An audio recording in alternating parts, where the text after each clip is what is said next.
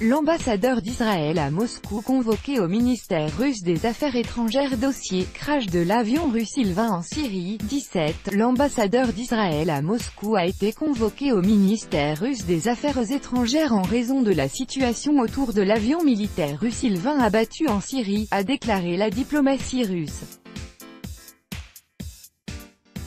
Le ministère russe des Affaires étrangères a convoqué Gary Koren, ambassadeur israélien en Russie, après que le ministère russe de la Défense a annoncé que l'avion russe Il-20 avait été abattu par des systèmes anti-aériens syriens à cause d'une provocation israélienne. Au vu de la situation actuelle, l'ambassadeur israélien a été convoqué au ministère des Affaires étrangères, a déclaré un diplomate aux journalistes. Le 17 septembre, vers 23 h, tout contact a été perdu avec l'équipage de l'appareil russe Il-20, qui était de retour sur la base aérienne de Maïmim, à 35 km de la côte syrienne.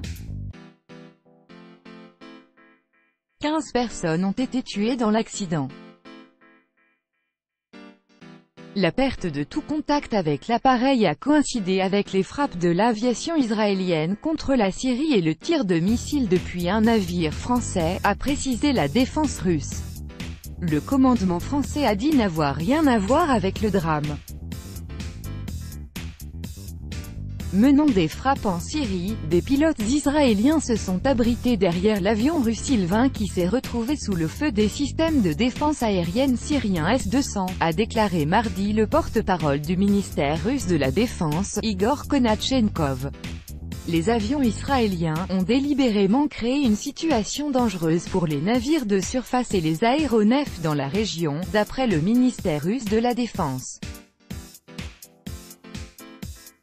La responsabilité du crash d'avion russe et de la mort de l'équipage repose entièrement sur la partie israélienne, a déclaré mardi le ministre russe de la Défense Sergueï Shoïgu cité dans un communiqué.